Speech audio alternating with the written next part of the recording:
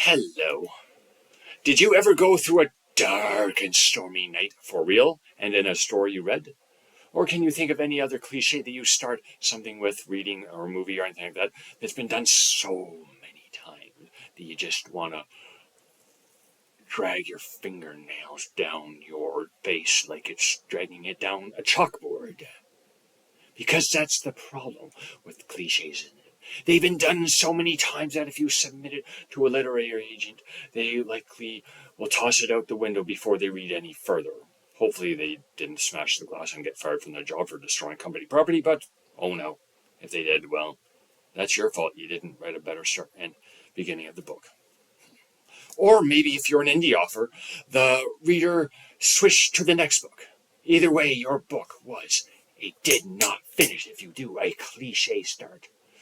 So, for today, I'm going to do the first in a series of videos of cliches to remove from your writing. And I will start with what I started this video with, number 1. It was a dark and stormy night. Well, I figured I might as well start here because, like I said, I did this right at the start.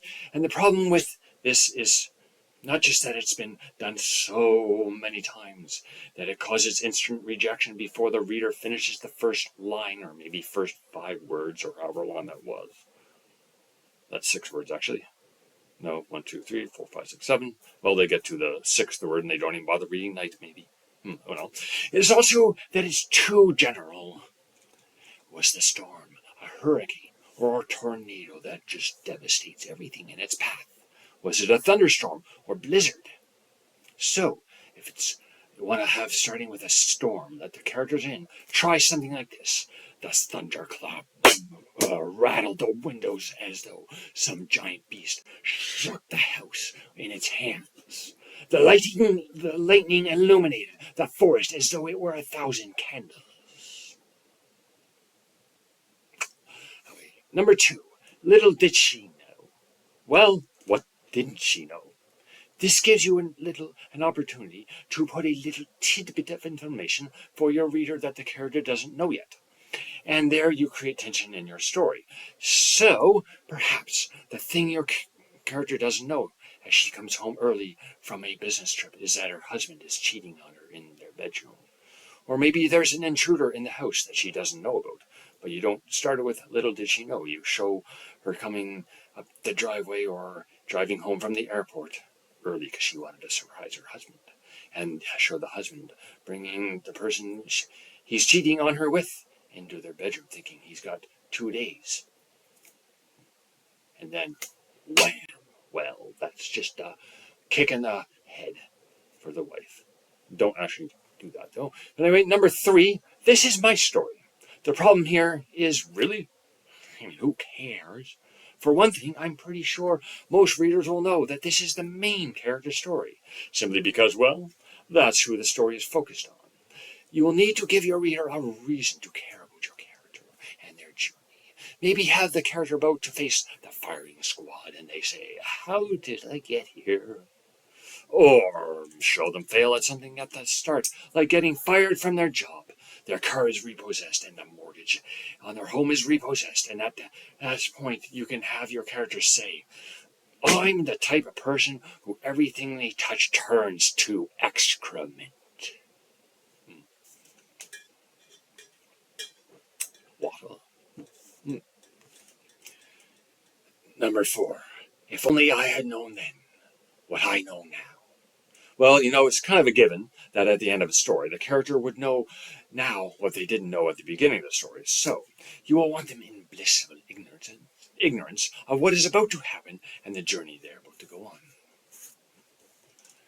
But that doesn't mean, however, that you do the next cliche, which is, number 5, waking up and the morning routine.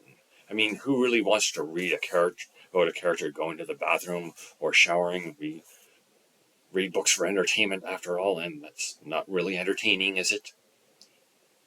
Unless it's specifically pertinent and drives the story forward, which most likely it wouldn't. You will need to have a different way of showing them in the ordinary world.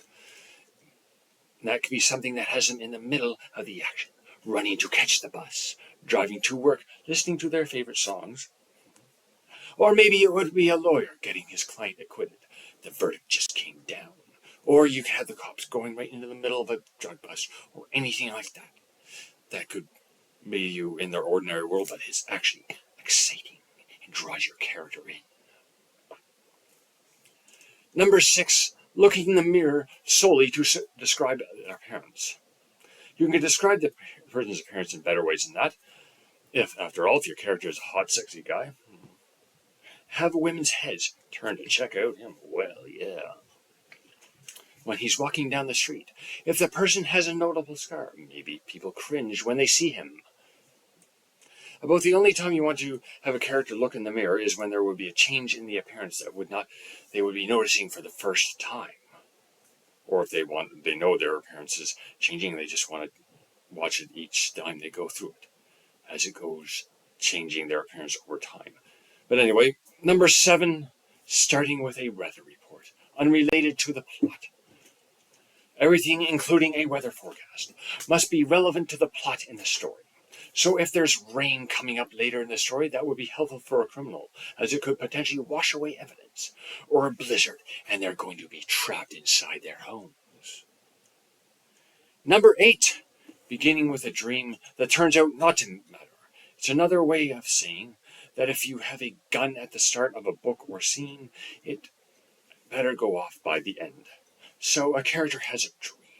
You will then need to have them see things in the real life events of the story that mirrored what they saw in the dream.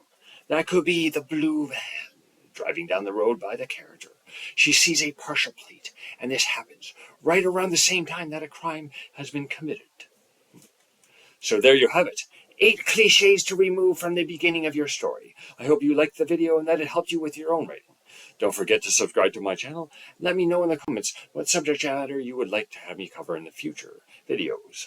Have a great day and a great week. I will see you in 7 days. So long, everybody. Yeah.